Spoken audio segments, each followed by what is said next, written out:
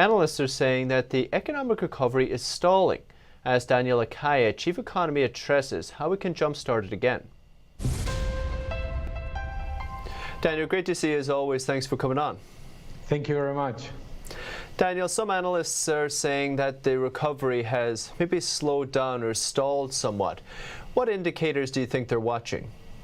It's quite interesting. The OECD has published its leading indicator index.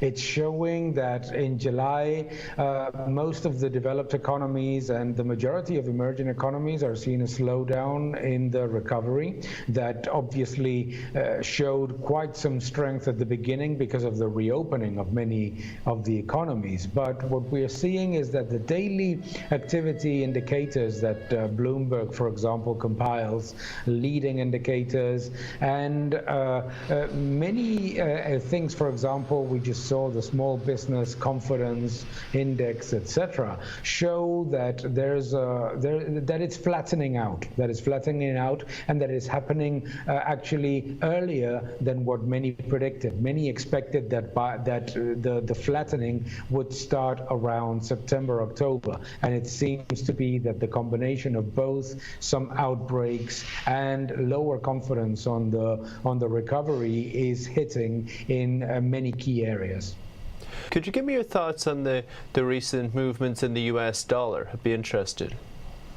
The US dollar has been weakening fundamentally against the euro. If we look at the dollar relative to most emerging currencies, it has been strengthening, actually. However, it has been weakening relative to the euro because there is this already seen, we know this already, it's already happened in 2009, excessive optimism about the recovery of the eurozone.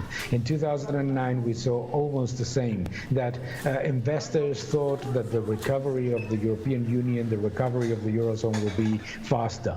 But this time, the ECB, the Central Bank of Europe, is printing faster and more than the Federal Reserve. There is a lot of challenges to the recovery. We are seeing, as we mentioned before, how the recovery is stalling in many Eurozone economies. And this optimism relative to the European recovery is likely to fade out more quickly than many think.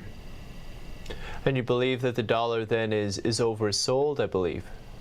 Well, if we look at the indicators of oversold versus overbought, the dollar is clearly oversold. And if we look at the net speculative long positions, long the euro relative to the US dollar, they're also at all-time highs. So that indicates that there is clearly a very crowded long trade out there based on this optimistic perception of recovery of the eurozone relative to the US, and maybe some fear about the elections in the United States. But remember that there is also concerns about numerous elections in the European Union.